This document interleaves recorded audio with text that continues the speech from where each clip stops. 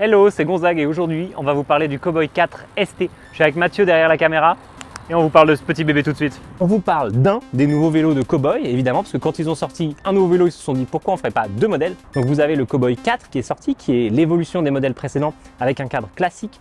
Et le modèle que nous on vous présente aujourd'hui, c'est le Cowboy 4 ST, ça veut dire Step Through, c'est un cadre à travers duquel vous pouvez passer, comme vous allez le voir avec mon agilité de danseuse étoile. Et ça, qu'est-ce que ça fait? Eh ben, on vous l'explique tout de suite.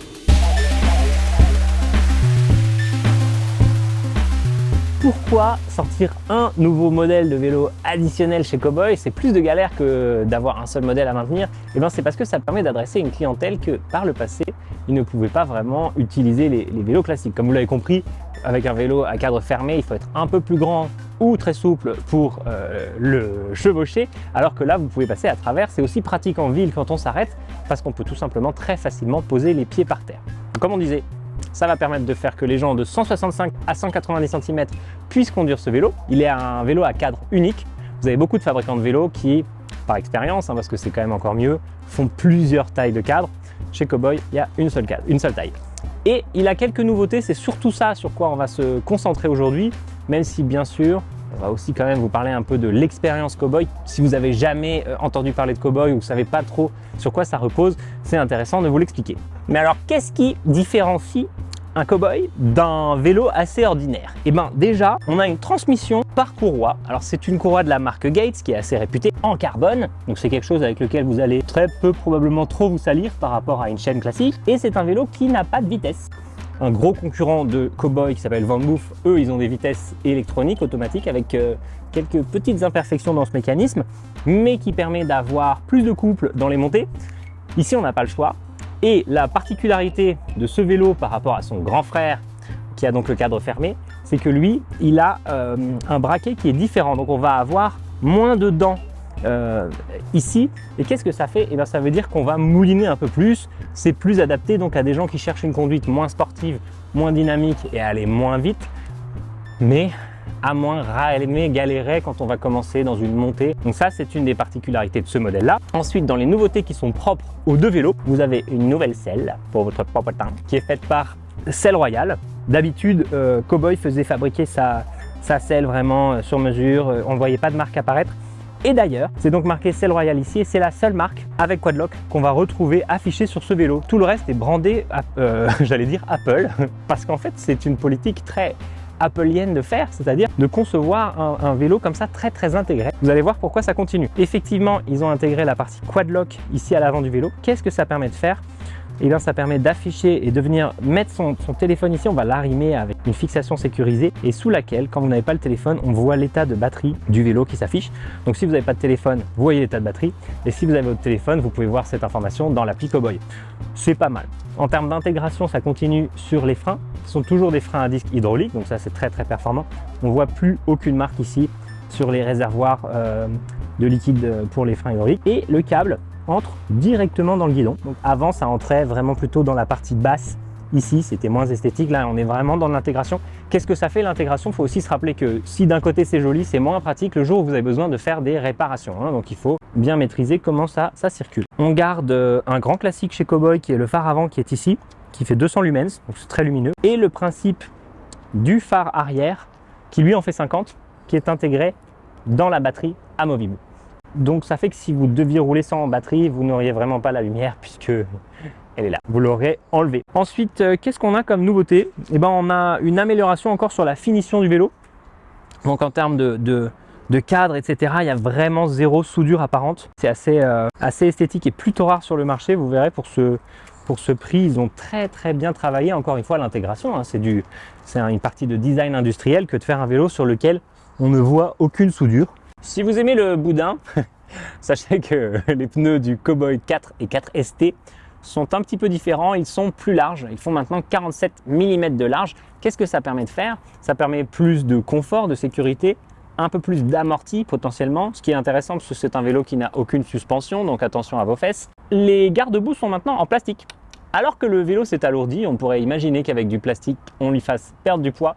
Mais en fait, ce transfert de masse, il s'est peut-être fait à cause de la nouvelle selle, du système de charge qui est intégré dans le guidon et peut-être d'autres composants qui nous sont moins visibles, ainsi que le moteur, puisqu'il a maintenant 45 Nm de couple. Mais ça, on va en reparler dans quelques instants. Donc garde-boue plastique, des nouvelles pédales qui sont faites aussi par Cowboy, en tout cas sans marque apparente, avec un revêtement antidérapant. Franchement, très très agréable. Par tout temps, j'ai pu les essayer sous la pluie, mais aussi sous ce beau soleil parisien qu'on a aujourd'hui.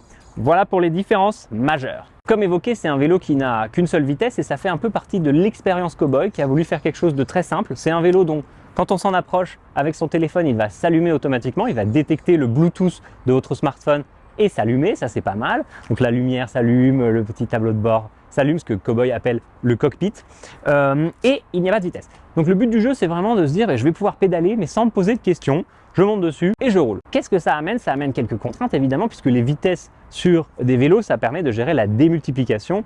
Et donc moi, j'ai trouvé en partie pas exceptionnelle sur ce vélo, la partie montée. C'est-à-dire que dès qu'on se retrouve dans une montée un peu forte, comme j'en prends tous les soirs pour rentrer chez moi, là le vélo, il n'est pas au top de sa forme, il est un petit peu asthmatique et moi aussi. En revanche, pour rouler sur du plat, vraiment grand confort. C'est un vélo très très chill, très cruise, donc on le prend, on se balade, on se prend pas trop la tête. C'est pas mal. C'est une autre approche que le Cowboy 4 classique et les Cowboy 3, etc., les modèles précédents, puisque eux se veulent beaucoup plus dynamiques dans la façon dont on va rouler. On est plus penché sur l'avant, on a des guidons qui sont plus étroits.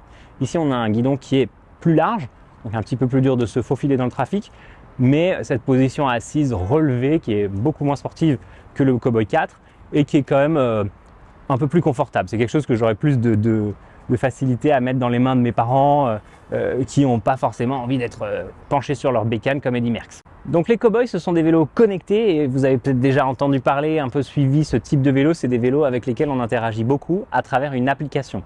Alors, vous pouvez tout à fait, avec celui-là, garder le téléphone dans la poche, rouler en montant simplement sur le vélo et en pédalant, ce qui est assez agréable. Il n'y a pas besoin d'ouvrir une application pour le débloquer, etc.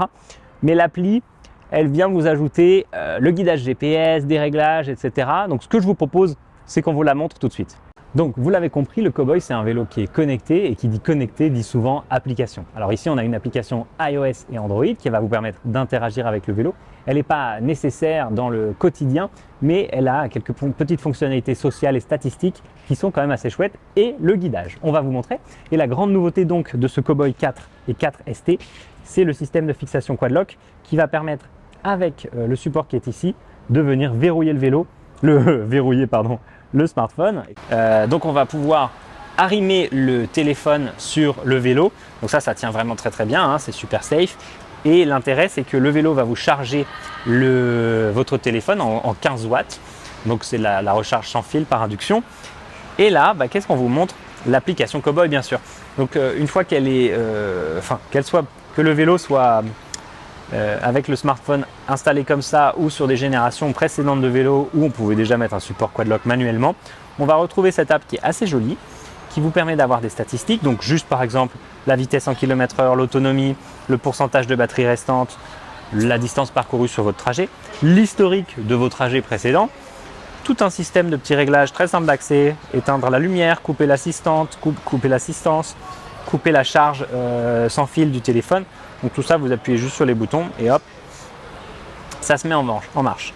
Ensuite, vous avez du guidage, donc vous pouvez tout simplement définir une localisation sur laquelle vous voulez vous rendre et vous allez avoir l'affichage du trajet avec la qualité de l'air, la batterie qui devrait rester une fois que vous serez arrivé à destination et même carrément la batterie restante si vous faites le trajet retour et la possibilité d'ajouter un point à vos favoris et ce guidage avec guidage vocal si vous le désirez. C'est quand même vraiment bien intégré et simple à prendre en main.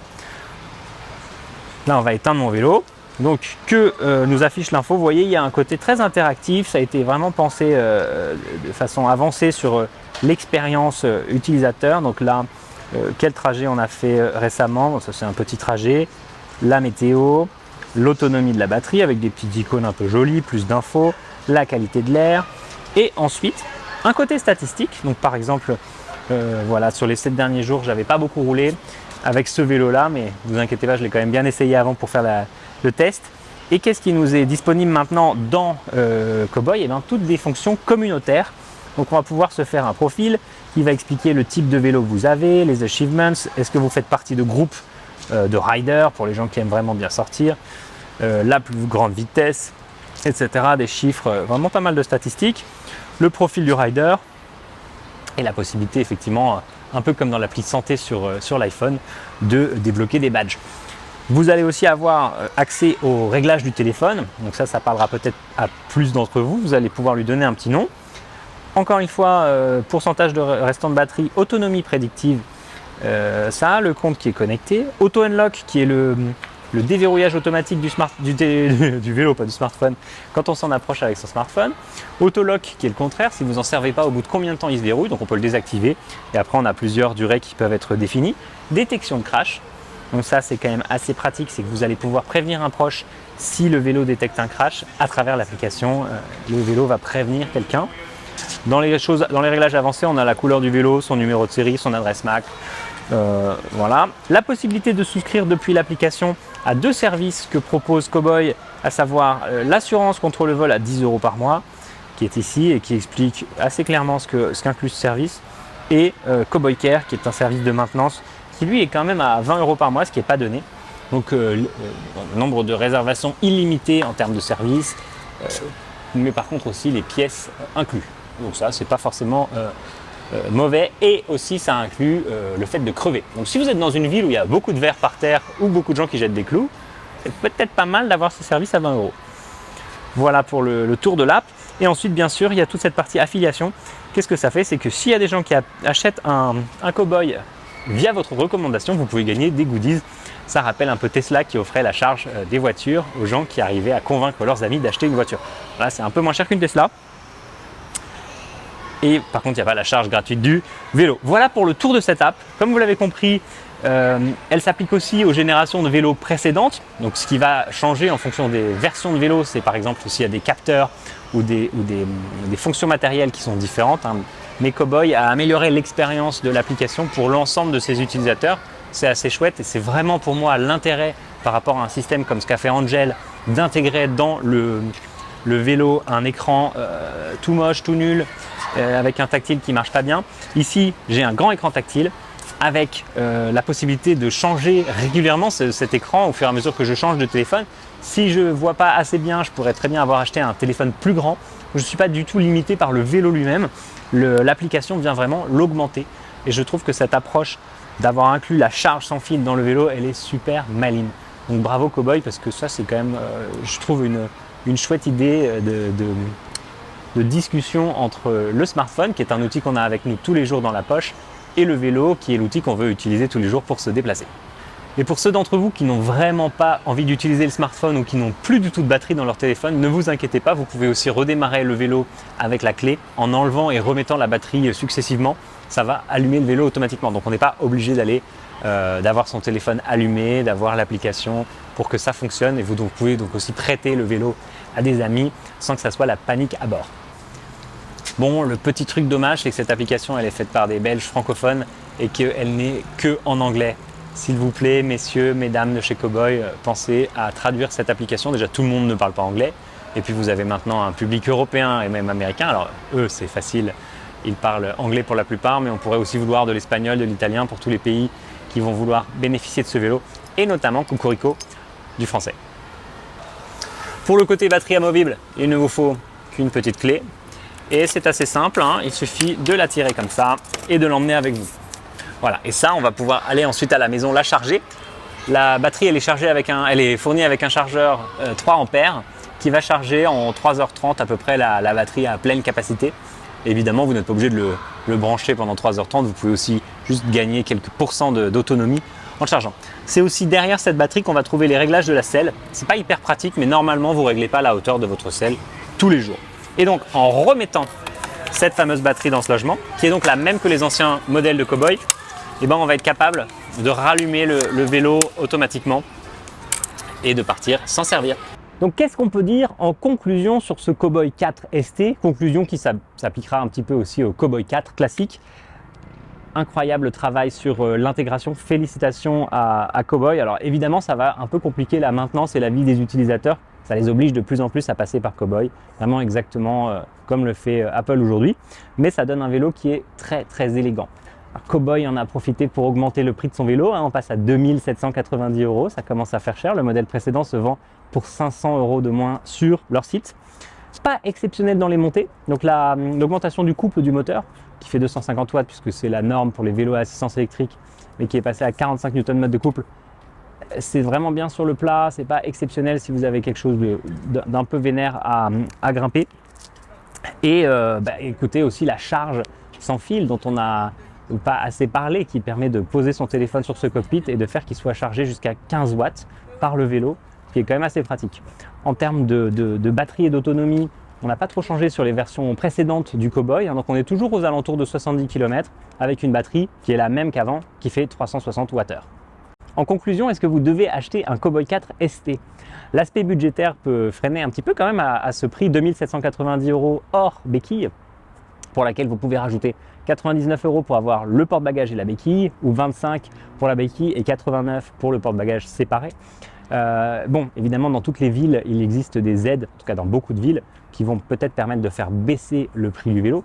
Ensuite, moi, je pense que l'utilisateur cible, c'est vraiment les gens qui veulent rouler de façon tranquille, contrairement au Cowboy 4 classique, qui est vraiment beaucoup plus sportif.